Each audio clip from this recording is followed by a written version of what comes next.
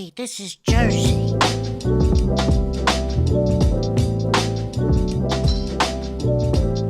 You're listening to the Garden State. You are listening to The Garden State, the all New Jersey podcast that gives you all the news you need to hear this week. My name is Josh Sobo. My name is Josh Chomick. And I'm Jimmy Parks. And boys, today we have a very special announcement. Happy birthday. Ladies and gentlemen, today is a birthday edition Of the Garden State. of The Garden Whose State. birthday is it? What are we doing? Guys, what are we doing? Josh Chomick. I found a 10-hour YouTube video. Happy birthday. Wow, I could play that 10 hours out of my day today. Should we play it in the background of the whole episode? We could just keep it going. That would be pretty light. I don't think any podcast has ever done that before. Just have happy birthday playing the entire podcast. Happy birthday, Josh. Oh, thank you guys. Appreciate it. Any special birthday plans today? I just work, man. Nothing. Isn't it sad how birthdays progressively get less and less exciting the older you get? Well, the way I like to think about it is every day is a birthday. You know? Whoa. A new day. Come on. Every single day that you're alive and breathing. Like, come on. Does it get any better than that? He's just really spitting that fire. Another day above ground. Just a blessing. Just happy to be here with you boys. That'll preach, man. That's a good word for somebody today. I was hoping everyone just forgot about my birthday today and that we could just go on with the day, but it's 7 a.m.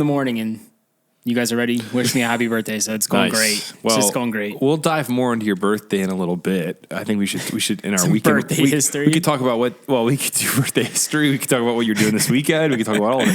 But before we do, we want to remind you that this week we are recording live from Elizabeth, New Jersey in the Vintage City offices. Once more, Garden State Studio. Look at us. Look at us. We have a studio space here in Elizabeth, and if you want to come find a space to work in, you can go to the vintagecityoffices.com/gardenstate. I think it's a great idea. People should definitely check it out. Yeah, you can go to their website, and we've been really enjoying our time here. Today we got here earlier than we ever have before. Yeah, I think we're trying to get on that early wave. Early bird gets the worm, right? That's what the kids are saying. You guys arrived at 6:30, right? Yeah, had to set everything up. It's nice getting everything done early, and then you have the rest of your day. Yeah. Because, the podcast is people, whenever they meet us, they think this is our full-time jobs, but it's really not. It's a hobby, and we have lives outside of this. It's the grind, baby. We show up early. I wish it was a full-time job, but it's just not reality right now. You never know. Where's that dream investor? Listen, man, since it's your birthday, we want to let you know that this is now your full-time job. Oh, cool. You guys are going to give me a full-time salary and... We're going to go to Five Guys and get a bucket of peanuts once a week and pay you with that. Really? Yeah. Sold. Peanuts. All I need is a bucket of peanuts from Five Guys.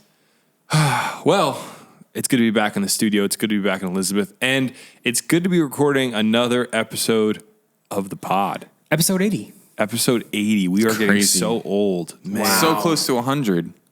But yet so far. That's like 4 months away. And what's crazy is... Which is not that far. No, it's not far at all. just yesterday, we reached 100,000 followers on Instagram. Yes! Shout out to everyone on Instagram Which is following us. Also crazy, because TikTok, we always talk about... TikTok was an easier, win. Getting TikTok followers is a lot easier. Instagram is a battle. And if you get 100,000 on there, that's a pretty big deal. Oh, yeah. So It's a very good feeling. Thank you, everyone. We're closing in on TikTok now, though. Closing in? Yeah. What do you mean by that? We're getting closer to closing the gap between the two followers. Oh, I see what you're saying. Yeah, that makes sense. Yeah, we'll be there eventually. Yeah.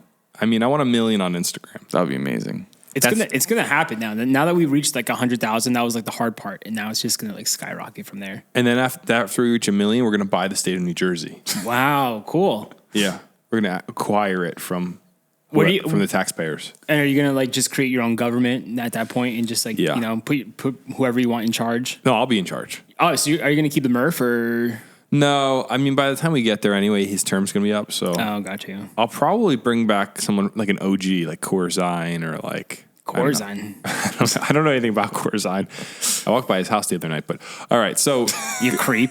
yeah, his old Was house. he in the window? Oh, he doesn't out there anymore. Imagine he's just hanging in the window. Just like staring out his living room window. It'd be weird. This week on Instagram, we gave you a peek into our epic summer road trip around the picturesque Garden State, all in honor of BMW's Summer On Sales event, happening now until September 4th. The star of our journey, an incredibly slick M850i courtesy of BMW. It's the fastest, most exhilarating ride I've ever experienced, especially when it's in sport mode. So, if you're on the hunt for an unforgettable driving experience this summer, be sure to check out BMW's Summer On Sales event and prepare to be amazed. Jersey has so much to see, and this summer there is no better way than in the ultimate driving machine, a BMW. What'd you guys do this weekend before we open up this mailbag? Well, I think before the weekend it was Friday. We went to Gelatin Labs. It's a local film developing and processing and scanning studio. Yes, sir. It was awesome. You know what's crazy about film? Well, first off, I had a dream last night that I found 2 Leicas at a yard sale, and I gave one to you, Josh. Oh, thanks. They were just you give it to me. They were point and shoot Leicas. Because you have like 5, Jimmy. I have one. It's my birthday. It was like an estate sale, and they were on a shelf, and I was like, oh, they have no idea what these, because they were $5 each, and I just kept buying them. But yeah, so I think what's interesting is I shot film in high school. I don't know if you did. Did you shoot film in high school? Yeah, I started shooting film in high school. So I learned to process film like a hipster in my photography class. And the thing about that was I remember being like, this is amazing. It's so much fun. And then it started to phase out. Like you stopped being able to process film at Walgreens. Yep. And I remember thinking, this is so going to come back in like a few years. I don't know why they're getting rid of it. And lo and behold, a film processing studio is popping off in New Jersey. Yeah. And they're pretty good people over there. Yeah, they invited us to come check them out, and it was a really cool. Like he took us around the lab. We got to see behind the scenes, and they're processing so much film right now. They got so much on deck, and it's popular. Everyone's shooting film. So. Well, I always liked film because it just has that nostalgic feeling. Like I love the way that film deals with like highlights and shadows. Yeah, there's definitely a different look. It's beautiful. Yeah. So all my like personal work I shoot on film. It's just very, it's expensive. Yeah. That's It's for an sure. expensive hobby. And it just adds up. Well, I think, there's something's happening where all these mediums that are, not to sound, this sounds kind of nerdy, but like shooting on film, or like you made a point a few weeks ago to me about like the most vinyls of a single record sold, 71,000 copies. Something like that, Since 1991 or something like that? Yeah, it was the most vinyl record sales. What album was that? It was Utopia by Travis Scott. So Travis Scott's album is the most sold vinyl in like 30 years. So meaning Crazy. Vinyl is coming back in some huge way, which is kind of weird. But also I feel like so many people like 70,000 people are not listening to that vinyl. I feel like people just buy vinyl for the art too. Yeah, it's an art piece. Like it's just a cool art piece to have. Not everyone's just bumping a vinyl every single day. So it's very interesting. Yeah. I'm trying to see what I did this weekend since we went to Gelatin Labs. Oh, I came over to your parents' house, Josh, for your little birthday cake. Oh yeah, true. Josh's parents have the greatest setup. They got a big vegetable garden. They gave me a bunch of, stuff they grew. But they also have this backyard that's just so peaceful. You sit back there for a little asado. And, I want my parents' backyard. It's so perfect. It's great. That was good. But my weekend was low key. I don't think I really did a whole lot. I don't know. I'm trying to think what else I did. Me and Tomek I said also. it was low key weekend. Yeah. We went to Asbury Park. We had to film something for Arizona. They have a show there this weekend. Shout them out. Where's the show? Tell us about it. It's at the Stone Pony on Saturday at 7 p.m. Yes. So can we give context to what you guys just said to the listeners? Because I think that's huge. Is we have friends that have a band. Yep. Arizona. From New Jersey. You've probably heard their music on the radio before, or like I always hear it in stores. Yeah. I'm like walking around. And they're Jersey guys, and they're playing Stone Pony. Bruce Springsteen's home, pretty much. So How do I get one of those T-shirts you guys have at the show? Oh, because I'll rep it on the podcast if they get me one. you have to have a ticket to Philly and also Asbury to get one of those exclusive shirts. And if I don't, You're not getting one. Are you Sobo? Are you coming? I don't think you're coming, but are you coming? what to the days- show? what days It's is the show? Saturday night. 7 p.m. I'll see what I can do. I mean, like get the headphones on June. Kids are probably free. I'll see what I can do. I mean, I gotta figure out how do I get a ticket now. Well, you do know some people Okay. who might have a connect, so we'll see what we could do. So if people are listening and they want something to do this weekend, Yes. tomorrow, because this is Friday, they listen to this. Saturday, August 26th, tomorrow, come to the Stone Pony in Asbury Park for a show. Chill with the boys. Yeah, we're going to be there. We're going to be hanging out with the boys. It's Okay, gonna be hold on. Good music. We got to bring stickers then if we're gonna be there. I'll hold my stickers on me, and maybe we'll bring something else too. Ooh. I don't know. Maybe surprise them with something. I'm smelling what you're stepping in over there. Oh, you smell that too? Because I smell that. I don't know. What is that smell? That's very interesting. But yeah, Stone Pony, tomorrow, come through. It's going to be a great time. So much fun. Get your tickets before it's sold out. Chomik, quick. One Arizona song for someone who's never heard Arizona before they should listen to right now. You could search the song Oceans Away by Arizona. Easy. Okay, I'm saying like their hit. nostalgic. Nostalgic. Listen to their music. We'll link it below. And it's really good stuff. And they're from Jersey. Shout out to Bergen County. I was going to say a Taylor Swift cover. Oh, Bad Blood. Oh, okay. That's OG. Speaking of Taylor Swift, this isn't in our lineup today, but Taylor Swift went to a Jack Antonoff's wedding. Jack Antonoff's wedding in LBI. She was at a rehearsal dinner. Yeah. It was all over the news that Taylor Swift is in. Where was that in LBI? Was that Ship Bottom? Do you guys know? I forget exactly where it was, but Taylor Swift wasn't the only celebrity there. Like Lana Del Rey was there. A bunch of other people Really? were there. Yeah, but at this, no one cares about Lana. Like everyone's like, oh, it's Taylor Swift. Yeah. Okay, I have a Jack Antonoff story that I think I've told you guys before, but the listeners don't know this. You got to tell it now. So Taylor Swift, the reason she was in New Jersey was there's this guy, Jack Antonoff. He's the lead singer of a band called Bleachers. Yep. And who is he marrying? Some actress? I forget. I should know, but he's marrying some actress. So he did this show in conjunction with Yahoo, the news site. They were doing a Yahoo tour across America, and he was one of the headliners. And Yahoo invited me out when I was a freshman in college to Starland Ballroom. And they were going to set up time for me to interview Jack Antonoff. So I liked Bleachers at the time, but I wasn't doing interviews. So I did a ton of research. And Were you nervous? Yeah, I was a little nervous just because I felt like I was swimming in waters that I wasn't familiar with, if that makes sense. Like it was kind of new to me. So I go to Starland Ballroom and I had questions on a note card. Just I had my thoughts sorted out. And it was good. It was me and my friend Jonah. We interviewed him. And at the end of the interview, because it was very chill, Starland's a small venue. At the end of the interview, I went to shake his hand. I said, "Hey, man, thanks for doing an interview with us." And he's like, "No problem, man. I just washed my hands." Or he said, "I'm sick." He said he had an excuse not to touch me, and I didn't think anything of it. And then that night, I had read a bunch about him in the lead up, but I didn't read. Maybe it was an article or a Wikipedia page, something about him. But apparently, he's a germaphobe. And that is why he would not shake my hand. I later found out. He doesn't touch anyone's hands. He doesn't touch anyone's hand. And it kind of insulted me afterwards. Like, this guy thinks I'm dirty. I don't want to touch his hand. Maybe you were a little dirty that day. Is there a chance that you could have been a little... Nah, I was clean. Nah, yeah. And in hindsight, like I just said, I almost was like, I don't want to shake your hand, Jack Antonoff. You should have just stared at him, shake my hand. Also, I was really annoyed, and this is the suits, man. We always talk about the suits. I had this, we had conducted all these questions. We thought about all these good questions to ask him, like... and the suits were like, those are not good questions. Yeah, I was like, what's your favorite diner? Like all these, because he's a Jersey guy, big Jersey band.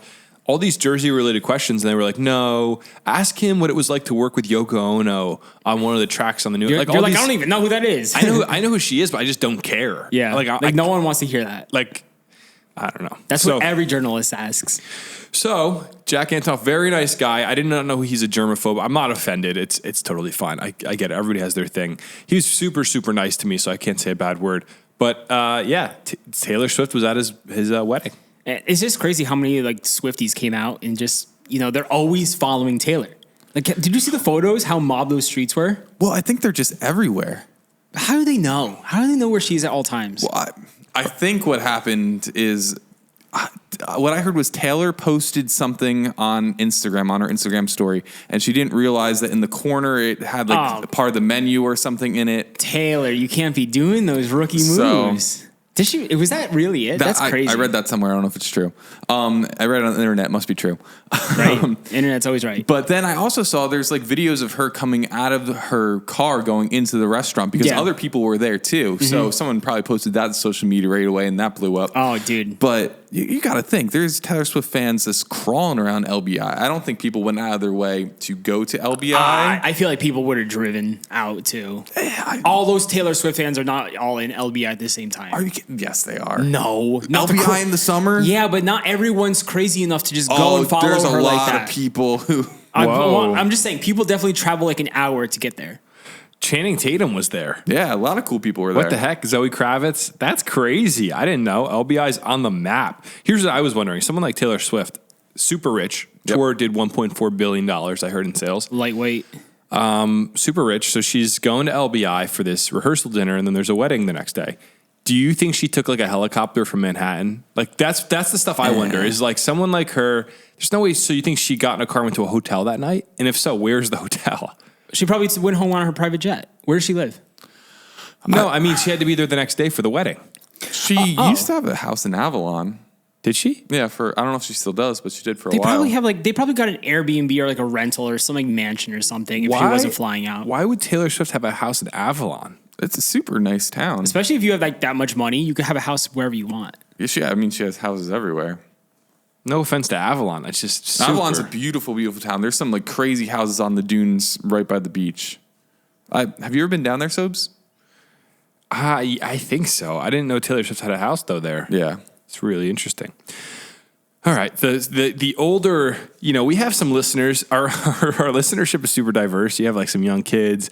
You have some like older guys that like work construction sort of vibe. That whole listenership is gone. Yeah, we've lost them about 5 minutes ago. But should we get into the mailbag today, guys? Yeah, let's do it. So to preface this caller, because you guys haven't listened to this one. Last week we talked about how the state of New Jersey shut down Boston Market. Terrible. The chicken place. And which Jimmy thought was a fish market. Jimmy thought you got people on Instagram were grilling him for that. When you hear about Boston, you think about lobsters. That's what I think about. I think about Boston Market. All right, Jimmy, you can't defend yourself. It's too late. I just think of a rotisserie chicken, but I think it's going to be really loud because it was loud at the equal level. So if you would like to call into the mailbag, the number is 908 67 99 99 3. Hi, so I had just seen you guys' TikTok on Boston Market closing in New Jersey, and I was a manager at a Boston Market in Ohio, but I would like to say that Boston Market treats their employees horribly. As a manager there, I had to work 13-hour shifts back-to-back, open to close, because we did not have a general manager or an assistant manager, and it was just two 18-year-old shift managers working and running the store for about a month. There was a time where it was only me and another employee, another 16-year-old employee working, and I had to close the store. And when I called the district manager being like, hey, I have to close the store because I could not run the store with two people, she was like, can you open it back up and make us some more money? But yeah, working there was really bad. We did not get paid a lot. For that, I got paid like $11 in 2020. I've been quit, but no. I think they're going through a lawsuit now in Colorado, because that's where they're located, and they're like getting all their stuff shut down. And the one that I worked at is closed currently too. They got shut down as well. But I hope you guys enjoy knowing about Boston Market. That sounded like a shout for help or something, dude. Yeah, she sounded like she was like calling from a closet. She's like, I was help gonna me, say the same help thing. me, I'm in Boston Market. They're holding me hostage. This sucks. I have information about your car's warranty. That's crazy. They had two 18-year-olds running a whole Boston Market, man. Yeah, for $11 an hour, dude. $11 an hour. Hey, that's the grind, though, man. That's hey, at least she got paid. At least she Some of these probably people are not getting paid. That's why Boston Markets are shutting down. It's kind of crazy that all of them in New Jersey are gone. Yeah. Is it officially shut down? I guess they're gonna have to pay back taxes or something, or pay their employees. Because on Google, it still shows that these places are open. Yeah, but did they update Google? Because I saw one comment on our video. A guy said in Union, he ordered $50 worth of food on an app, and then when he showed up to pick it up, the doors were locked, and they never refunded him From Boston Market? from Boston Market. Which to me, I'm gonna say it. Like, if you're ordering $50 worth of food from Boston Market, that's on you, my man. That sounds like a you problem. Oh, yeah. No, I'm kidding. But it's pretty messed up that they could just close up their doors and not say anything about it. Especially for the OGs, the hardcore fans, the dudes who order $50 worth of Boston Market. Like, I feel for those people. Yeah. Because when your favorite restaurant shuts down, it's never a good thing. It's always sad. You know, as badly as, they are not paying their employees and the work conditions are terrible, people like their food. So it's unfortunate how it all went downhill. Yeah. I mean, I would agree with that. Do Do you want to hear another mailbag call? Of course I do. I think the listeners enjoy mailbag calls. People are always calling about different topics, so please, I want to hear all of them. Let's see what this one's about. Yo, what's up, Garden State Pod? This is Wade from South Jersey. I'm listening to the podcast while working tonight. You guys are talking about super Walmarts and super Targets, but do you guys remember when super Wawas were a thing? I'm down here in Wawa country, and I remember back in like 2000, the Wawas were becoming super Wawas. And I think now it's just the status quo. All Wawas are super Wawas. But just wanted to see if you guys remember that. Have a good night, guys. Love y'all. Wow. So that's interesting. Super Wawas. Love you too, Wade. Bro, did you guys have a connection right there? He just said love you guys, so I said love you too. Did you not hear him say love you guys? I heard that, but the way you went back on that. Well, no, I had to tried respond. I tried to move on from it. I said love you, Wade. See, now it's awkward. Bro, can you say it too so it's not as weird? All right. Hey, Wade, I have good feelings about you, man. Just say I love you, bro. Nah, He's your bro. I don't know Love that you, it's dude. love. You don't know Wade? I don't know that. Yo, it's Wade, dude. Why is It's Wade such an awesome name? I wish my name was Wade. If your name is Wade and you can't do a kickflip, I'm judging you pretty Wade, hard. can you do a kickflip? Because my name is Josh, and I feel like if your name is Josh and you can't surf, you're a failure at life. So you're a failure at life? Yeah, pretty much. Wait, what? Since when is Josh a surfer name? Josh. No. You don't feel that? No. Dude, I hear the name Josh, and I feel like If your name was like Jay. I feel like with a name like Josh, you either got to be able to surf or you need to have a photo of you from 2004 with a popped collar and a Hollister shirt. That was me with my long hair. You had a popped collar? I think like for a few photos, yeah, here and there. I was too young for that Unfortunately. wave, but that's what Josh feels like to me. All right, well, wait, that's pretty interesting. I never knew there was a distinction. I remember the tiny Wawas, because you go to some Wawas and you're like, why is this so small? That's how they originally were. Yep. Yeah. And then the gas station, big Wawas came. Yeah. But I never, up here, that was just normal for us, like in central North Jersey. Like, we just got those big Wawas never had a first. small one. The small ones were all down south. So like for us, it was just normal Wawa. But I guess for people down south, when those big ones started popping up, it was known as a super Wawa. That was the first time I've ever heard that today. So Super Wawa? yeah, have you heard that? Of course. Really? Yeah. I haven't heard about super Wawa. Dude, shout out to super Wawas. Well, my question is, who crossed the line first? Because wasn't it originally Quick Check said they wouldn't go further south than a point, and Wawa was like, we're not going to go further north than a point, and then one of them crossed, and then it was like all bets are off. No shot. I have no idea. Yeah. But I just know, like, whenever I go to what I don't like about the original Wawas now, they don't have bathrooms. Yeah. Dude, it's bad. I remember I was in South Jersey and there was like a little Wawa like every other street, and I had to use a bathroom so badly, but I couldn't find a super Wawa anywhere. And I was like, why don't these old school Wawas have bathrooms? Just add a bathroom, you guys are gonna be all right. Have you been to a Royal Farms yet? I have not. Okay. Have you? Of course. Wait, have you tried their chicken? I have not tried their chicken. Because everyone's like, oh, the Royal Farms are known for their chicken. Where have you passed one? In South Jersey? Yeah. They got one up here too. Really? What town is it in? I passed by it like last week. It's somewhere near Hillsborough or something. Really? That far north? No, I think it was like on my way to a golf course. I passed by Royal Farms. Can you type in Royal Farms like North There's Jersey? one in Manville. Manville. I think. Yeah. Manville. I was driving past Manville. Okay. Interesting. Have you been to Royal Farms? Hey, can we make a rule? No, I haven't. Can we make a rule that if you say Manville, you have to say it like a man? Manville. Yeah. It's the Mantage. We'll remember that. Man. Shout out to Manville and their flooding issues. We don't stand by those flooding issues. It's really sad. All right. You guys want to get into the news? Let's do it. Let's do it, baby. Let's crack open the news since the mailbag has been open already. All right. New Jersey residents are warned not to kiss their turtles after a Salmonella outbreak. People have been making out with their turtles, bro, and it's not good. Well, why would you kiss a turtle? I don't know. Why do people kiss their dogs? Same thing. Yes, it is the same thing. No. It's the same thing. My grandma kisses her bird. It's the same thing.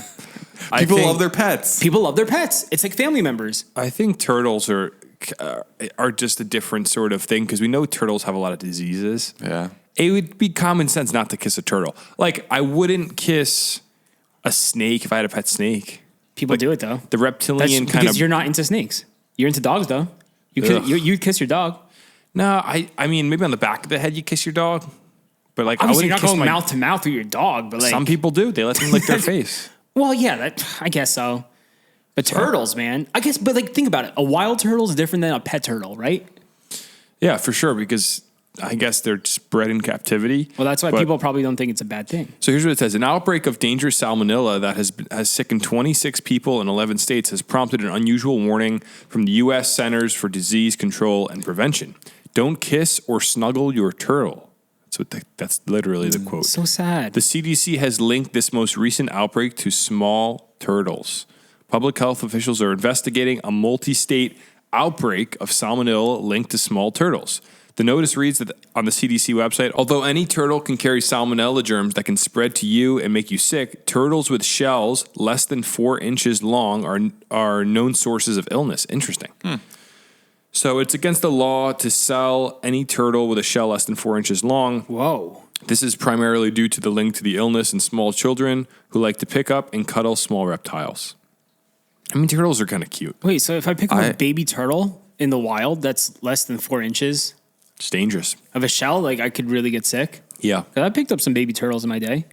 I never knew there was like a risk. When I was in the 3rd grade, I was playing down by the stream, the Rollway River. Same. And I found a turtle, and I took it home as my pet.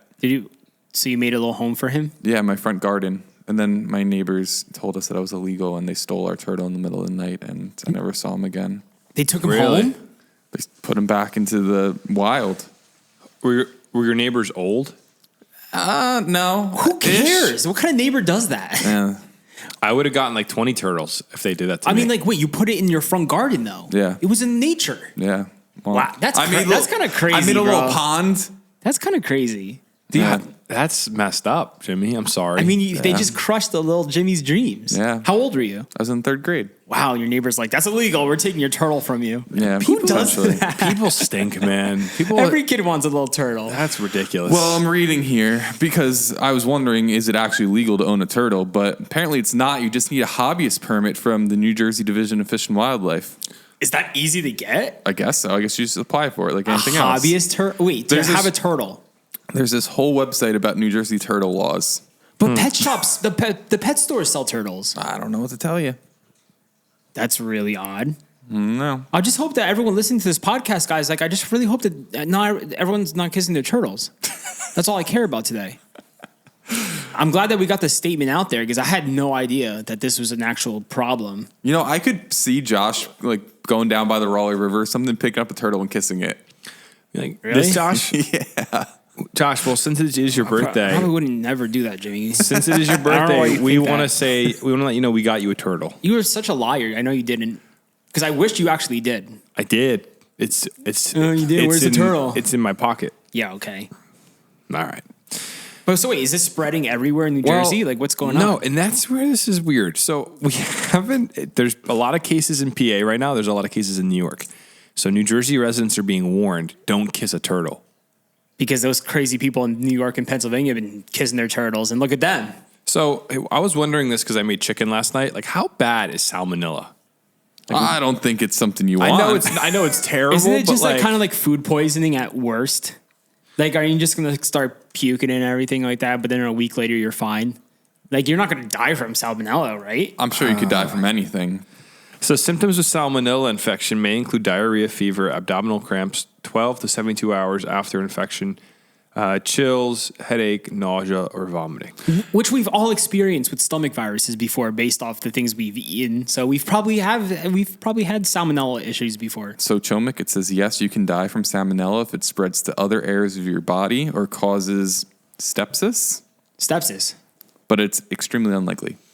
Okay. 420 people die from it yearly in the United States. Yeah, but those numbers, come on. But listen, 420 out of everyone in the United States, that's a very small percentage. Oh, yeah. So does that mean we can cook our chicken medium rare now? Yeah, I think so. You can have a little pink in your chicken. Oh my gosh. Ugh. All right, let's move on to the next story. Wait. Just so everyone on the podcast can know, how do you guys cook your steak? Just want you guys to share on the podcast really quick. Jimmy? Just medium answer the rare question. or medium? Which one is it? Between the two, it depends. Josh? Medium, yeah, same medium rare, medium. Depends. It's hard to cook it. For me, I'm not the best chef. It's I hard just want to make sure you guys weren't well done, boys. That's all. Oh, okay. Yeah. Remember that one time we went camping and the steak was literally still like mooing? Yeah. Yeah. There's nothing wrong with some blood in your steak. That was really good, actually. You got to keep it kind of rare, man. I like it rare. Let's go. All right, let's move on to the next story. The New Jersey Lottery is moving forward with plans to sell tickets on the internet.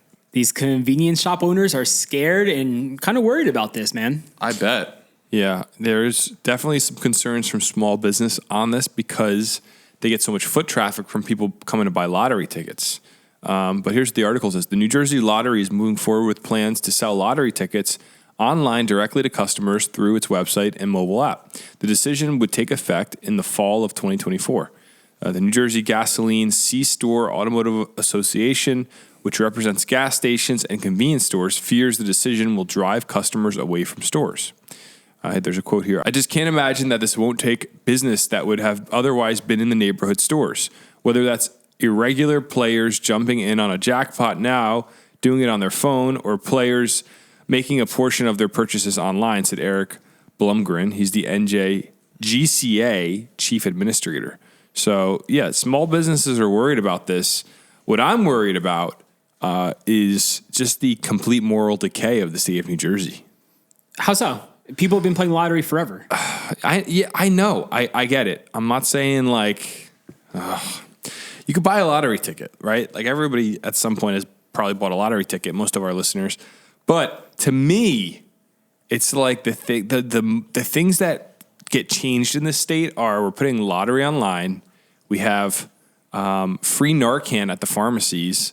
Like, what's next? It's like every big update we hear in the state just seems to be just completely horrible. Yeah, I'm not saying if you buy the Mega Millions ticket, you're a horrible person. That's not my point. My point though is because the thing is, like, a lot of people have been like in an office at some point where all your coworkers going on tickets. Yep. But we all know where are most lottery tickets sold, like on a day-to-day basis, not when the big jackpot's coming out. At a 7-Eleven or a gas station. Well, I mean, more specifically, I think typically it's to poor people that are buying lottery tickets. Oh, I thought you asked where it was being sold. I should have been more specific. So my point, I guess, is it just seems like we should find some better things to work on in the state instead of putting the lottery online. So now, guess what? You don't have to leave your house to get a lottery ticket. You can sit on your couch and buy lottery tickets. Yeah, it's easier for people to get into the lottery. When you overdose on heroin, you already got the needle in your kitchen. There's no reason to even leave your house anymore. You got everything you need right there. It's same with like online gambling, like sports gambling. So many young kids are into like sports gambling now and sports betting because it's available on your app and it's so easy to get a hold of. It almost makes like why are we making? This is just. I honestly just feel for my boy at 7-Eleven. Yeah, because now people are going to stop going to these convenience stores and just buy their tickets online when like you could only get a lottery ticket at these gas stations or convenience stores. Yeah. So it's just going to kill these like small businesses. I'm not talking about just 7-Eleven because 7-Eleven is a giant corporation, but like there's like small corner stores that are just very local and they get a lot of their service just from people buying lottery tickets. And while people are in there, they're buying some other groceries and some other things. And that's their business model. So I wonder if people are going to be loyal to their local business or they're just going to be like, screw it, I'm going to buy my lottery ticket online because it's so much easier. It's in the palm of my hand. Well, the article says, but the New Jersey Lottery argued that in other states where tickets are sold online, brick and mortar retailers saw increased sales. So I don't know where they got that data from. That doesn't make any sense. I don't know. It does. I agree. That makes no sense. Like I went to 7-Eleven like 2 weeks ago, right before the big Mega Millions. Yeah. Did you win? Well, there was a crazy line. I'm like, why is the line so long? And I realized that night was the drawing. Of course, I had to get a ticket. Mm-hmm. Got recognized while buying a ticket. It was a great look on my end. This guy's desperate.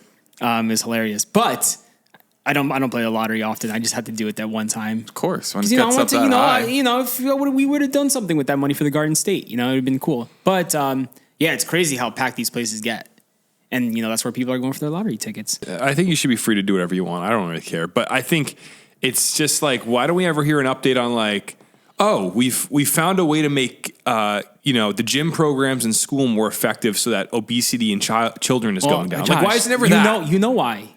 Like, why is it it's all always about the money? Why is there never an update where we're like, oh my goodness, like we scour the news and I look for positive articles now, And it just kind of makes me wonder, like, what the heck is going on? Because it's all about money. Lottery tickets online. Someone's going to make more money. Yeah. It's easier that way. Yeah, I'm being a negative Nancy, I guess. I mean, I don't think actually I'm not going to go back on what I'm saying. I'm going to hold it down. I think it's ridiculous. I think if they want to sell them online, do whatever you want. Doesn't really matter.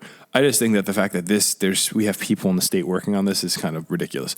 I think it's also all about the money. There's millions of dollars at hand. That's why. Beyond New Jersey, from just a perspective of humans, is it a good idea that all this stuff is becoming accessible from your house? It's all about money. No, I don't think so. I think people should be getting out of their houses. It's healthy, but like it's all about, look, they're going to make more money doing it. I'm not asking if they can do it. I'm saying, is it like if you're a judge or if you're the governor, your goal is, yeah, sure, there's part of it's balancing the budget, but you're also concerned with the general goodwill of civilization. Like you're a leader. You're the leader of a society.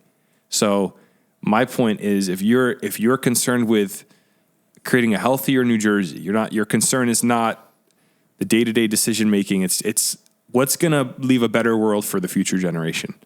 Do you get what I'm saying? I'm trying to follow you, but you're just basically saying like, yeah, it's not good to keep people just locked in their homes, just doing all these things. Well, nobody's locked in their homes, but I'm just saying, I think it doesn't matter. I don't know. We can move on. No, continue. No, because I don't want to just drop this. No, I just think it's like, it just seems like dystopian. It makes sense when you're living in our society, you're familiar with everything going on. You're like, oh yeah, online lottery tickets. But then if you take a step back, you like take 5 steps back and imagine you just arrived at Earth and you don't have any context, and everything is becoming like last week we read about the pharmacies giving out the Narcan, so you can go get Narcan for free. It's like, it's a good thing. It's a really good thing because people, if they overdose, there's an opportunity to help them in that moment. But if you take a step back, you're an alien from spaceship wherever, and you're landing on Earth, and you're like, what is going on? That the mental health of the state has gotten so bad that you need Narcan in your home. Like, that's so sad. Mm-hmm. Like, take a step back and look at it. It's crazy. That's insane. Yeah. And in the same way, I think that it just doesn't make, it's fine. I'm not saying they shouldn't be allowed to do this. I just think it's weird that this is our focus. But yeah, I think there's other issues that are plaguing people that we could try to sort out. I think, starting with health and other stuff, but literally everything is headed online. No, I know. And that's part of it is I know everything's on the internet now. It just is like, I never read a headline where I'm like, oh man, that's really good. Like what a solid step to make us healthier. I think the only headline like that I've read recently was when the state is investing money in researching social media and its effects on kids. I think that's an example of like, oh wow, that seems like there is an actual progressive step where we're trying to figure out the health of the kids that are depressed. Kids are committing suicide. Here's a great step. But I'm not saying legally you shouldn't be allowed to buy a lottery ticket online. That's not my point. My point is just like, do you ever think about it? How it's like everything that's all these big steps just seem to be not good. Yeah, man, because it's all, like I said, it's, why. It's all about the money. There's money, and that's why. I'm sounding like a broken record. Let's move on to the next story. All right, a New Jersey woman who plowed her car into people claims she heard voices that told her to do it. It's just ridiculous. Yeah, she's mentally ill. It's like the lady on the airplane who was hearing voices, or she said someone was talking to her. They're not real. It's weird. That lady? The lady, yeah, who was escorted off the airplane because she said she saw someone, or she was like, someone was talking to her. Yeah. In the seat next to her and no one was there. I just don't understand the rationale. Like, if I heard a voice that was like, oh, plow my car into people, wouldn't you be like, no? You'd be so terrified that you heard her voice. Like, I'm going to do it. That's why. Like, nah, I don't think so. This lady blamed Jesus. Yeah, well, she's bipolar. It says in the article, she's suffering from some pretty severe mental disorders, and which is really sad. Because now her life is ruined. I think it opens a broader conversation. I was thinking about this in the shower this morning, actually, at like 5:30 in the morning, about how, mental institutions used to be a thing. We used to be able to institutionalize people with severe mental illness. And, to talk again about, not to be the heavy guy this episode with all the serious takes, but we used to go up to Greystone. Me, Jimmy, you might have come with us. Remember, Jimmy? It was called Greystone, and that was up in Morris County. It was a massive. Greystone still exists. So, but it used to be much larger than it is now. Correct? I think they just moved into a new building next door. Well, so it's a little asylum history, right? There used to be these things called the Kirkbride Plan, and all these old hospitals were built by that plan, and it was just these big, beautiful, ornate buildings. But Greystone moved into a more updated facility right next door. Trenton Psych, same thing. They used to have a big Kirkbride building. They moved into other buildings on the property. So these places still exist. There was a thing called deinstitutionalization. I forget when it happened, but a long time ago. But a lot of these like county level asylums closed. And like, where's the one that we went? Essex County, that doesn't exist anymore. Jeez. I read a while back that if you go back to the 1960s and you look at the number of Americans that were in a mental institution, I'm going to make up numbers, but this is generally what I remember. In like 1960, it was close to 10 million people, something crazy like that. And today, it's closer to 200,000 people. Well, those are made up numbers, but they're loosely what I remember it being around. Why was there so many more people in because mental institutions? we used to, I believe, fund these institutions on a higher level, and I think that I'm sure there was good conversation around why it had to be changed. Maybe I feel like that number should be flipped now. There's so many more people that should be in mental institutions. I think a big part of it was just learning how to deal with different disabilities. They did a lot of like horrible things in these places, like lobotomies. One flew over the cuckoo's nest. You ever see that? Yeah. And so I think a lot of it is just like learning how to deal with different diseases and illnesses and ailments. And for the record, we weren't like in Greystone. We just went to go visit it. I never went inside Greystone. Oh. So deinstitutionalization of in the United States is what you're talking about, Jimmy? Yeah. So that's the process of replacing long-stay psychiatric hospitals with less isolated community mental health spaces. I don't know. I think that mental hospitals, I'm sure there's a lot of abuse in them. Knowing the way this stuff works, there's probably a lot that was wrong with them. But also, and this is probably a naive take because I'm not a medical expert. There's a part of me that wonders: has the pendulum swung too far the opposite way now, where people that need to be institutionalized are not being institutionalized because we've said, well, there was issues in the past.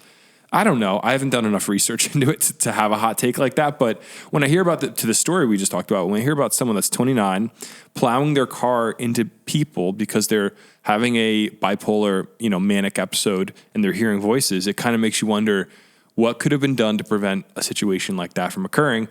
So to be honest with you, the reason I thought this in the shower this morning is I was thinking, like, if my wife is walking around our town with my baby and someone's having a manic episode and they go to attack her, that could be anybody. If you let your mind go there, like if there's these people, and we have in our, in certain towns, now there's homelessness rising because there's people with mental health issues, and you kind of go, I'm not saying the solution to a homeless person is to institutionalize them, but if there have been instances in our town where people have freaked out, and I was talking to my landlord last night. He was saying there was one guy that when he wouldn't take his medicine, he'd get very scary and he'd go yell at people getting off the train. And you just think, like, if there's situations where people are dealing with some pretty severe mental illness stuff, and if the families of these people are at their wits' end going, we don't know what else to do, we don't know how to help them, is there a space for a conversation around maybe we need to amp up our, the funding of these? Well, I think in a way it boils down to your family and your warning signs that you see leading up to these things. And I get it. Sometimes these conversations are hard to have. Like, how do you confront someone that you love and be like, hey, I don't think you're okay? I think it's a lot easier to try and just ignore it for a lot of people. Well, I think the bigger thing is what happens if you do that and the person doesn't. I mean, how many people dealing with a severe mental illness are going to go, yeah, I'm not okay, let's get help? Like, I think they're going to fight back. Telltale sign of these types of things is going, is lashing out and going, I'm not getting help. And if anybody's, maybe some of our listeners have dealt with a family member with mental illness and they could share about it. But I'll read the article. It says Amani Lucas, 29, was wearing a Good Vibes t-shirt and handcuffs during a perp walk from the NYPD's Midtown South Station House on West 35th Street near Madison Square Garden on Tuesday, August 22nd. A judge later ordered that Lucas remain held as the case against her proceeds. Lucas is charged with 7 counts, each of attempted murder, assault, reckless endangerment, leaving the scene of an accident and reckless driving in connection with the Sunday night, August 20th crash. Video obtained by CBS New York shows Lucas's Honda Accord slamming into pedestrians as they crossed 6th Avenue from the northeast corner of West 36th Street. Lucas fled and then got into a second collision in Queens less than an hour later. She apparently called her mother right after. Lucas, who lives with her parents in the Belmead section of Montgomery Township, just outside of Princeton, suffers from bipolar disorder and may have been having an episode, her mother told the Gothamist. So, I mean, that's what it sounds like to me. She says, I asked her, I said, Imani, where are you? She told the Gothamist she didn't know where she was. She didn't know where she was going. She just said, I'm just driving. And I said, where are you? She said, I don't know. So something was going on here that would lead her to drive into New York, hit people, and then drive to Queens. It's just crazy. What do you guys think? What were the voices she was hearing? The opening of the article said a New Jersey woman who was charged with multiple counts of attempted murder for mowing down pedestrians, blah, blah, blah. She told the police that Jesus made me do it. So I guess she says she's hearing the voice of God telling her to drive her car into people. And that's what's really sad about a person dealing with like bipolar disorder like this and someone dealing with a mental health problem. Like now she's being charged with 7 counts of attempted murder. No, I think she'll get let off, honestly. Well, that's what I was going to ask. Do you think that, she's going to be able to get out? Like, how do you get out of this? Well, they plead insanity. They say she wasn't in her right state of mind. And so at that point, what happens to that person? Do they get put into a mental hospital? They probably get some sort of institutionalization, like I was just talking about, and there are. But also, how do you prove that? I guess. Well, I was going to say. I guess her history. Does she have a history of getting medication? That's true. I mean, they'll do a psych eval probably on her when they arrest her, or when they arrested her. They probably did some sort of a psych eval. 29, man. I feel for her. Yeah, it's very, very I feel sad. for all the families who are going through all these, everyone who got hit, that's awful. Yeah. But at the same time, it's just you kind of feel bad for a person like this. Yeah, they said she tested negative for alcohol.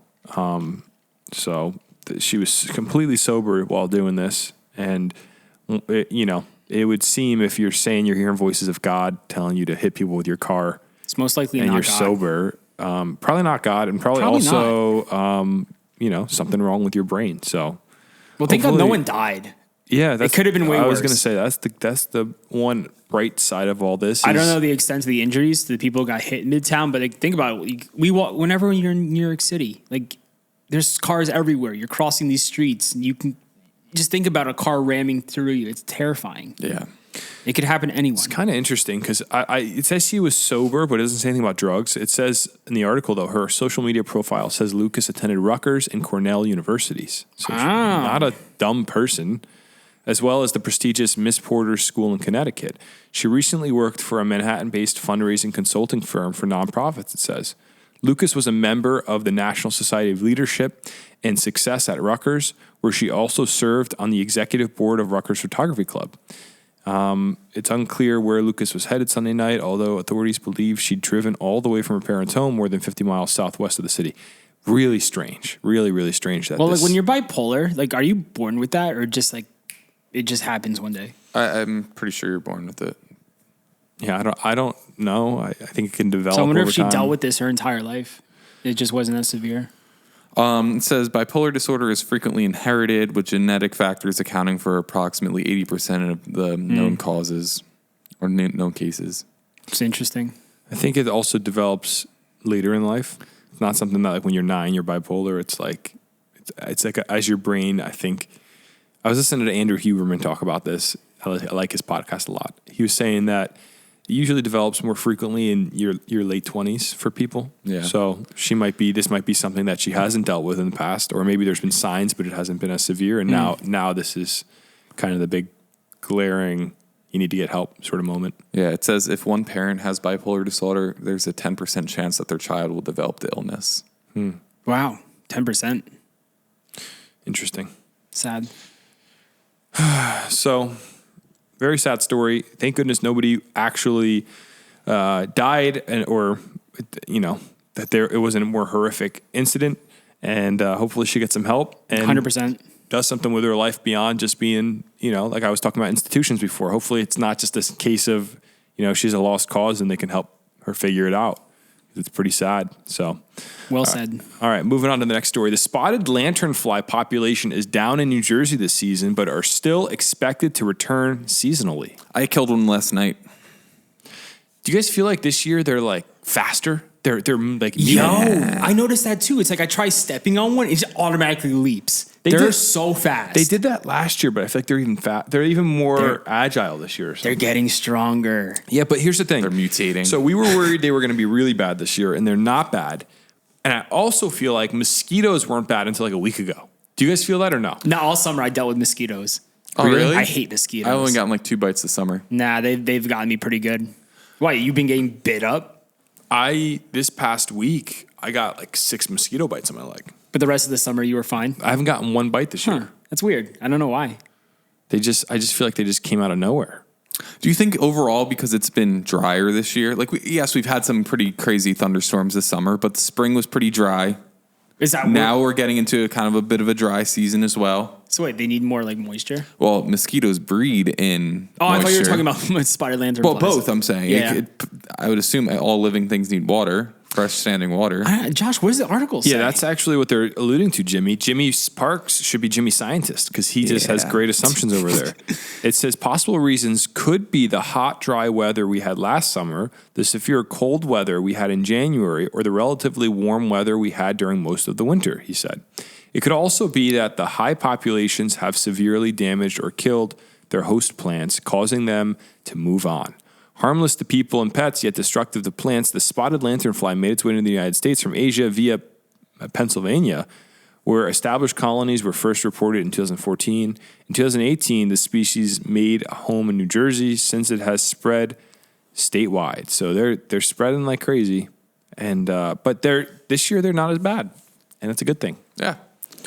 Well, is it like when do they like start like going away? Like wintertime? Yeah, probably once it So starts we getting have cold. them. We have them until like the fall. Yeah, and I remember the first year that they were around, I was down in Camden actually at a brand new construction site, and they were just covering the concrete. They were disgusting. But this year, it hasn't been like that. Well, this year, like in Union County, I don't see that many. You see a few on the sidewalk here and there. But But when I'm in Bergen County, like I was in They're everywhere. Paramus, bro. yeah. I don't know if this is just specific areas in Paramus or if you're up there, if you Yeah. agree, but like, dude, I was on a sidewalk in Paramus. They were everywhere. Wow. I was standing, talking to my friend. I had one jump onto my hat, another one jump onto my shoulder. I've never had a spotted lanternfly jump onto me before. They're big. They're You're sick. like you're like Cinderella. It's great. Wildlife is just I took landing a- on your shoulder. I took a picture. It was really cool. You gotta call the spotted lanternfly extermination hotline next time you're up there. I know, bro. They'll come through and they'll just Yeah. exterminate all of them for us. You spot them, they swat them. This would be a great moment to promote our shirt. Too bad we only have like 2 shirts left. Never mind. That's right. You're right. We're out of stock. We have like 2 XXLs left. If you want a spotted lanternfly shirt, go get it now. Maybe we should restock. I don't know. Gardenstate.com. Thegardenstate.com. Get some merch today. Support the show. Support the program. That was a perfect little section for a plug. Yeah. Natural. Yeah. Native. All right, moving on. So this next story is another kind of dystopian one, but I think this is going to excite some of the tree huggers in our audience. Tree huggers. The process of composting human bodies could become legal in New Jersey. So instead of putting someone in a coffin, we're just going to compost them. Yeah, it's kind of the idea of you're going to turn into dirt. I mean, if you really want to become one with nature, I guess what I'm saying. that's the ultimate goal right It's there, like right? it's like the human sacrifice, like sacrificing your body for a tree. I mean, like, are they going to pay you to do it? Like, if one of your family members dies, are they going to be like, here's $500. We want to compost your father. No. It's more, I think, a high end sort of thing where if you have a dead family member and you say, I want them to be a tree. I want them to become a tree so I could always see that tree. Then what you do is you turn them into dirt and you use that dirt in a pot and you plant the tree in it. And their nutrients from their body feeds the tree. But basically, like, they bury the body just in the dirt. Right? No.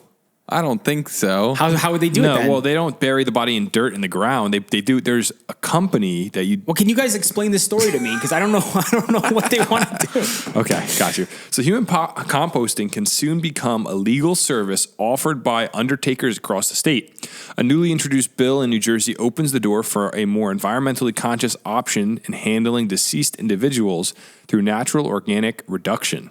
The process will be incorporated under existing regulations for cemetery companies, effectively updating the laws addressing cremation. Democrat Senator Joseph Vitale introduced the bill. The bill outlines the specific criteria and guidelines for the creation and regulation of natural organic reduction facilities and the oversight of the organic reduction process itself. So, I'm gonna pull up really quick for you, Josh. There's a photo. Yeah, because I still have no idea what's going on. So the bill details how a facility must manage and transfer of remains. So basically, the bill is just outlining the guidelines for how this can legally be done. The introduction of a natural organic reduction, also known as human composting, marks a progressive step in offering alternatives to traditional burial and cremation. It's seen as a pathway to lessen environmental impact of death care practices. I think this is bizarre. I mean, I think if you So wait, are they going to do you cremate the body first? No. I had a photo of it last night. Let me see. Because the way I picture this is like they take the actual body, they just They put you in like a tube, and wow. basically they'll put you in a tube with wood chips and straw, and you rest inside a vessel. Wow. And So it's like a coffin, though. It's basically like a coffin that they put wood chips on top of you. And I'm wondering if there's some sort of this sounds gross, but some sort of like a bug involved or something. Whoa. What's that photo? That's straw. Okay. I thought that was a body. Like, because how else would they It's got break? the shivers. I was like, what did Josh just show me? How else would they break down the Human body? composting. Do they do this in other states at the moment? Yes. I have heard that they're also, you can turn a dead body into a diamond now. A diamond? Yeah. I saw it on Shark Tank. So, like, if someone in your family dies, you're like, I want to wear them on my ring. Yep. You could turn them into a diamond. Yeah, you get cremated, and then there's some crazy pressure machine that goes into, and after 8 months, it turns into a diamond. What are we doing? Yeah. That's crazy. I think what this is all about is our culture does not know what to do with death. Yeah, they don't know how to deal with it. Yeah, because they go, well, my mom's dead, but she's going to become a tree now. But then the tree's going to die. like the reality is, this is the reality nobody wants to swallow. Everything dies. You're going to die. I'm going to die. Yeah, but your tree plants lasts are going to die. for 500 years, though. That's why they're like, the trees. And then it dies. Of course, but then it's forgotten. as long as the mom is alive as a tree throughout the lifespan of their daughter, that's all they care about. They're going to go to that tree every day, and they're going to be like, I'm with my mother. Yeah, yeah, you're right. Yo, if I died, would you make me into a diamond? If my parents allowed? We would cremate you and then dump your ashes Instead of Into the Wawa Wawa River. River. That would be sick. Honestly, just do a Viking funeral at that point. Just put me on a little boat. I think the Vikings did it right. They're like, we're putting you on a boat. We're going to light the boat on fire and send it out to sea. And goodbye, So you're much gone. easier, yeah. I think once you're gone. once you're dead, you're dead. I Think about all these cemeteries. How many luxury apartments, we could be putting up if there was no more cemeteries. Come on. Listen, man, here's the beauty of New Jersey. You can now buy your lottery tickets from home, overdose on heroin, and then when you die, we're going to turn you into a tree. And it's just a beautiful ending to Or your a life. ring. Or a ring? Or a ring. What do you mean? A diamond. Diamond ring. Oh, a diamond. Oh, I knew that. I didn't know what you meant by a ring, though. But they're big diamonds. They're diamond ring. They're like big. They're like I think they're pretty large. What are you talking about? The diamonds. Oh, so like bigger than a ring? The one I saw was on a ring, but Oh, really? I guess they I could could be be bigger. wrong. I mean, it depends how much ash you want to make into it. You want the whole body? Yeah, it depends on how much you eat. Yo, I guess. call into the mailbag. Have you ever turned a family member into a diamond? So What? Today I learned. random Jersey fact about death in cemeteries. So when you're driving north on Garden State Parkway and you go through that massive cemetery in the West Orange area. At one point where the parkway was, there was more tombstones, but they moved them all when the parkway came through. So they had to unbury all those bodies. Yeah, and they moved them. To where? Other cemeteries? Other parts of that cemetery, I assume. Were these people from the 1800s? I have no was it idea. super old, or is No it idea. people have family members now that had to pay for that? No clue. I hope people got paid well for that. I have no idea. What year did the parkway get installed there? I don't know. Like when are we talking? 1955, July 1st. Oh, so recently. Guys, this is so like look, if you want to turn into a tree, that's whatever. I think I'm interrupting your story. I'm just reading deeper into this. Yeah. If you want to turn yourself into a tree, whatever, do your thing, But here's what I don't think it's about turning yourself into a tree. Like no, you keep it's saying. about cutting down carbon dioxide emissions. And they say this process of turning into soil will be equal to 250 pounds of carbon dioxide emissions, which is a 300-mile trip in a typical car. Okay, versus cremation, which is 419 pounds, which is a 470-mile trip in a car. If that's your goal... So wait, they're saying get cremated compared to this? No, they're saying cremation is more carbon emissions. Oh, okay. But if your goal is like to cut down on carbon emissions, so it just seems kind of crazy. Does that not seem kind of crazy to you? You're like, dead. Once I'm dead, you could throw me into a river. You could just That's bury what we're me. doing. I don't care. Like I'm dead. It says the process of human Are we really composting. changing the earth by doing this? No, I don't think so. I think it's just Exactly. we have reached peak. mental. We've reached peak humanity. We are living in what would you say it? How would you say it? We're living in just absolute luxury as a civilization. So we have time to think about when I die, what are we going to do with my body? Maybe I could become dirt. Mm-hmm. Whereas through all of human history, people did not have time to consume themselves with the thoughts of what happens to my body after I die. They would go dig a hole and just drop you in it. Mm-hmm. But I'm not saying it's a bad thing. If you want to compost your body, do it. I mean, if you want to become a tree, if you want to help feed a tree, then do it. I just think we're getting too much in the weeds. I saw a really here. cool one on Instagram the other day. What's that? These older guys, it was a group of like 20 guys. They went on a golf trip every single year from like when they were teenagers till when they were old men. Mm-hmm. And I think they were at like Pebble Beach, and one of their buddies died that year. Mm-hmm. And they actually took his ashes, and they were like on one of the holes next to the ocean on the cliff. Yeah. And they spread his ashes at Pebble Beach and let the ashes just fly into the ocean. It's like he's one of the boys today. I think it's kind of that's cool. Like that's a cool story. That's cooler than like a traditional funeral. Okay. So I think I've become cynical with death, it makes sense. You're cynical with death because it's death. Yeah. And I haven't dealt with a serious, like my parents are both living. None of my siblings have passed away, thank God. But I think the spreading of the ashes is more for you than it is for, I guess you can honor their legacy, right?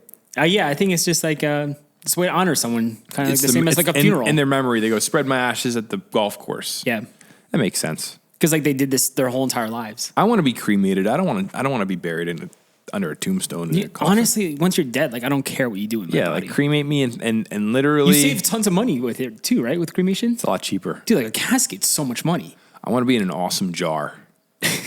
On a mantle. Is that your dream? I'm gonna build the jar. All right, if you're in Josh's family, mark this down. just so in 50 years. I guess you got more time. I guess this is harmless, and I get cynical for no reason. I think it's just interesting. I think it's just another way to end. After your life is over. Well, right now we don't have this process, right? That they're trying to make it happen. Other states do have this process. But Jersey doesn't. Yeah. You can't legally do that right now in Jersey. You can't legally do it, and that's why we're drafting legislation to make it a thing. Got you. But I think it's worth sitting down. Like, I'm about to make a will. Wow. Yeah. Nice.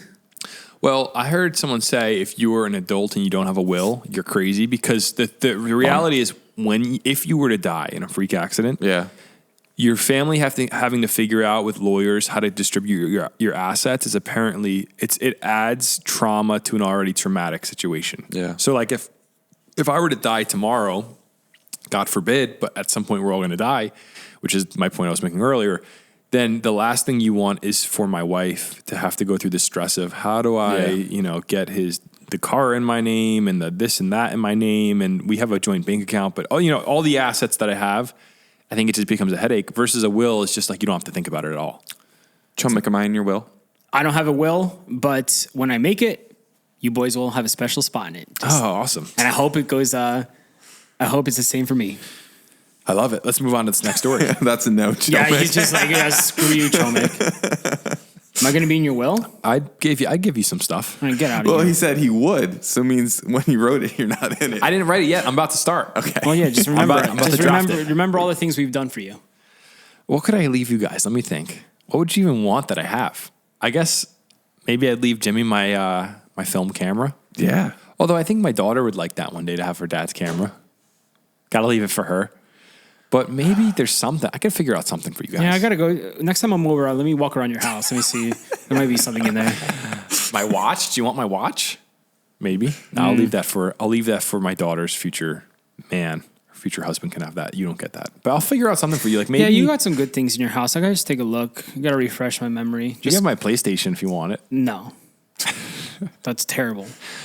All right. Well, you can think about it. I will. have some shoes, some suits. All right, next story. New Jersey has been ranked the worst state for driving in a recent study. Who's shocked here? I'm totally shocked. I thought we were the best so drivers. happy we have this study to tell us that Jersey's the worst for driving. Of course it is. We're so over congested. There's too many people here and no one knows how to drive. It's really will bad. Never forget my good friend Josh Chomick drove across the country once, came back and told me, if you can drive on the New Jersey Turnpike, you can drive on any road in the country. It's probably the wisest thing I've ever said in my life. Yeah. It is pretty wise. Like literally it's a death trap just driving on a road in New Jersey. You just never know what's gonna happen because people can't drive. Yeah, people can't. You're absolutely right. People cannot drive. People can't drive. But there's also too much congestion. I realized the other day you can't drive between Union and Clark on the Garden State Parkway. Exit, what would Union be? 138 Yeah. and 135. Yep. You cannot drive between there without hitting traffic. Yeah. Like it doesn't matter if it's Tuesday at 10 a.m. It doesn't matter if it's Sunday at 3 p.m. There's always traffic on the Garden State Parkway, and that begs the question: will it one day be a double-decker highway? That's what, when we interview Murphy one day, you got to propose that to him. Still. I want a double decker. Like they can't make the parkway wider because there's houses next to it, unless you're down by way down the shore. But up in North Jersey, you just got houses next to the parkway. So what do you do when it's nonstop bumper to bumper forever? They got to add a second level. Guys, It's the only way. I got to share a crazy story that happened to me last week on the parkway. Speaking of people who don't know how to drive, I was like up near like 150 or around that toll booth area. Yeah. And I was in line for the Easy Pass line. Everyone's moving smoothly. No one's stopping. Yep. This lady was just in this blue vehicle in front of me. She must have been in her 60s or something. She's in front of me. She's starting to slow down. She stops completely, puts her foot on the brake in the Easy Pass line just because it says Easy Pass, not red. When you go through gosh. she stopped completely, and I kid you not, I start beeping my horn, and there's people behind me beeping too. She has like one of those like turnpike tickets that the ticket you get from the turn. Yeah. She's waving it like this in the air. I guess thinking that she needed that because I think she was from out of state or something. Yeah. I don't know. Oh my gosh. Bro, she's just waving this ticket in the air while she's just parked in the Easy Pass line. And I was like, out of all the ones, I chose this one and I'm stuck here. Literally everyone's beeping at her. And finally, like 30 seconds later, she drives away and like she just looks so just disheveled. Have you seen people back up in the Easy Pass? Yes. It's terrible. Just take the L. Yeah. It's not much money, right? Like, don't they just get charged in the mail? I think you can like write a letter back and be like, sorry, I won't do it again, and give them like whatever the toll was. I don't know if that's true. Someone told me that once. One time I was with my brother and we got to a toll booth and he didn't have the money. And he just said to the lady, like, I don't have the money. And she was like, okay. And she printed out a ticket that he could mail in. I didn't know you could do that. There's so many ways around it. I don't know why people get so scared. And then like Josh's grandfather like threw an apple in the toll That's booth. right. Dito Tolik. Yeah, someone threw an apple. I don't know. Something happened there. Yo, shout out. Honestly, I missed. They don't even have that anymore, right? For the change? I don't know. Yeah, they do. They It's say just- I I saw thought it's some just- exact I change thought it was just lanes. Easy Pass, and now it's just like the money ones. I think there's some smaller booths where they have the exact change. Like if you're getting off exit 43 on the Parkway, like the random one-offs. But, Yeah. So this study that this article is about came from Money Geek, which I don't know much about Money Geek, but they do a lot of studies. This episode is brought to you by Money Geek. It sounds like a sponsor. And they analyzed data from the Federal Highway Administration. And what they found, here's some of the key findings. New Jersey is the worst state to drive in, boasting the highest road congestion nationwide and second worst road quality. California is the second worst state in our ranking It is also the priciest state for drivers. The Golden State has gas prices nearing $5 per gallon. So Jersey and Cali, man, first and second place, first place champs. Let's go. Actually, no, California's. Well, we're the worst state to drive in. Yeah, so Cali's second. Let's go, baby. First place in something. And look, Jersey wants to be just like California, so there you go. Yeah, it's kind of crazy to think that our road quality could be bad. I mean, we have high congestion. We also pay a lot in property taxes. So you'd think that this money would be fixing these roads, but maybe it's just impossible to keep them in good shape. Well, it's an age-old question. And people are just insane. People just don't know how to drive a car, too. Yeah, I think you think about the congestion, how much use these roads actually get, and the amount of salt that we use on our roads in the winter to keep us safe. That's true. It all wears on the road. And look at the Garden State Parkway. I feel like they're constantly repaving that thing. Yeah, every 2 years they have to repave it because there's so many people driving on it. Yeah. But true. it doesn't come down to just how the roads are taken care of. There's just most people can't drive. Yeah.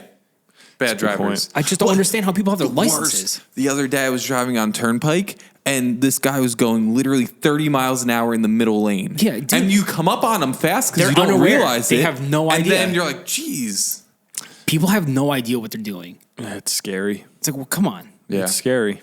It's really scary when people are going slow on a highway. Yeah. Especially in the middle lane. Yeah, it's very. They're the problem. They're trying to be safe, but they're the ones just making it dangerous for everyone else. Mm-hmm. So if you're listening to this podcast right now and you're going 30 miles per hour on the turnpike, this is a warning sign to you. Step on it. Yeah. Yeah, well, I think this article is a tale as old as time. We all know New Jersey is bad for driving, but here's your research to prove that it's actually not a good state to drive in. Now you know. Now you know. It's not going to change your day whatsoever. Yeah, and your taxes will still go up. Yes. All right, last story of the day. We're ending on a high note. This is a heartwarming one out of Paramus. Oh, shout out to Bergen County. Shout out to the Berg. The Berg. Shout out to Route 17, the best highway in New Jersey. Speaking of highways with terrible roads. A 92-year-old New Jersey man is marrying a woman he met 60 years prior. Now he's marrying her. He met her 60 years ago. Wow. And now he's finally putting the ring on it. He took him liked 60 it, years so he to put a ring commit. on. Well, there's more to the story than that. But what were we going to say? I was going to say, where'd they meet? Well, they met at a wedding, a family's wedding. So a 93-year-old New Jersey man is getting married to the love of his life, who he first met at a wedding more than 60 years ago when he was the groom's best man and she was the maid of honor. Wow. The love story is of a lifelong bachelor, Joseph Pontezano. So he never married his whole life. And his bride-to-be, Mary Elkind, began 64 years ago at his sister's wedding. In Paramus, the couple told the Star-Ledger Sunday ahead of their October 15 nuptials. If this romance is going to go anywhere, it's going to happen fast, he told the newspaper. That's why I broached the subject of marriage, because at 93, I may only have a few more years. When the two first met at the wedding in 1959, Elkind, 84, admittedly thought he was cute, so she was into him, I guess, in 1959. The two even went out a few times afterwards, but it never led to anything more at the time. So she went on to be a professional dancer at Radio City Music Hall. She actually got married, and I believe her husband passed away around 10 years ago. And this dude was waiting all this time. Yeah, he waited all these years. For her man to pass. Oh my It's gosh. like, I can't wait to get in. So it says, though Pontezano went on other dates with women, it never reached marriage. It was a strange thing, he said. It was something in life that always evaded me. I was lonely and I had very few friends left, Pontezano explained. But I decided that being lonely was not an option. I was willing to die with. After the two held hands on the first date, Elkin told the news outlet it triggered a good feeling.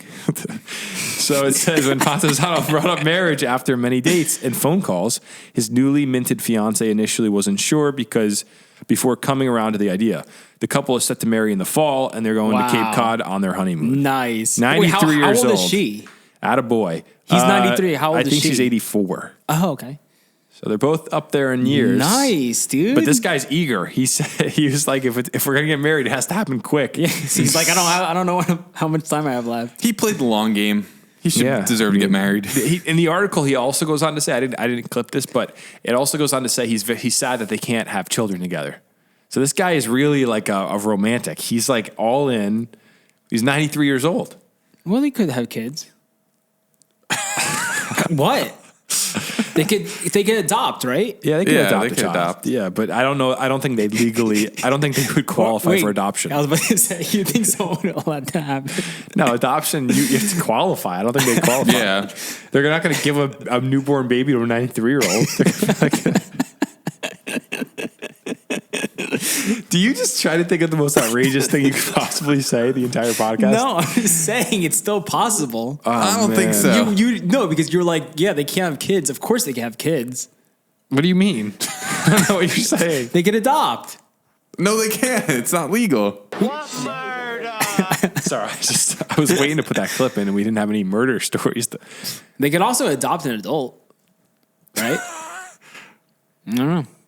I guess you could. Yeah, Crazy if things you're have like happened. if you're like a 50-year-old with deceased parents, you could say, yeah, they could adopt me as Be their like, yeah, kid. what if there's a 50-year-old? He's like, I've never had parents. Maybe I want a parent now. Well, maybe. Hey, And maybe you this never know. 93-year-old had a connection with a 50-year-old. Who knows? Maybe we'll read that in the paper. You know what? I'm reading into it. I don't see any like top end age limit here. So I'm talking It about just says 21 or over. the older, the wiser. For adoption?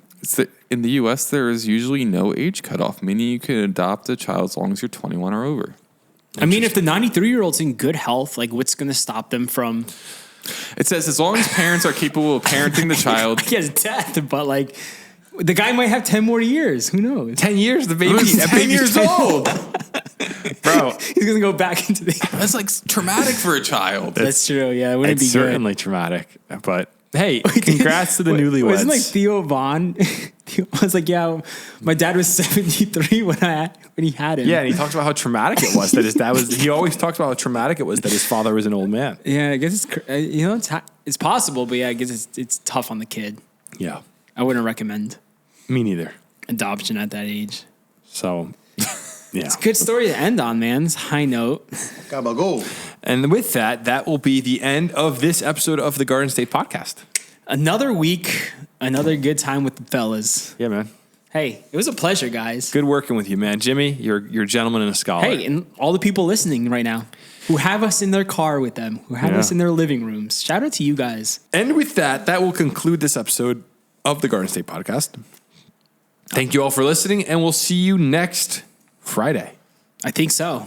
Hopefully, if we're not dead. If we're not dead and being turned into trees. I mean, diamonds. If I died, I really no serious take. I know I've been saying some ridiculous things. If I were to die today, I really hope you guys would still do the pod next week in honor of me. If I die this week, don't do the podcast. Be very sad and just like. No, but it's a celebration of life. I would guess. celebrate you. We'd have- I would do the podcast live at the funeral, probably. Just stream the funeral. That'd be the podcast of the week. That'd be wild. That'd be First awesome. podcast The at a eulogy? funeral. Jimmy, you're going to do The eulogy. you googly? Hopefully your will's written by then. Yeah, right? I got to work Get on that. All right. Thank you all for listening. We'll see you next Friday. Have an amazing weekend and keep it. No, I was going to make up a line. I was going to make up an outro line. Can you have the music going right now? Like the outro music? it's already going. Here's the line. God bless the Garden State and God bless the United States. We'll see you next Friday. Later. Bye. Bye. You're listening to the Garden State.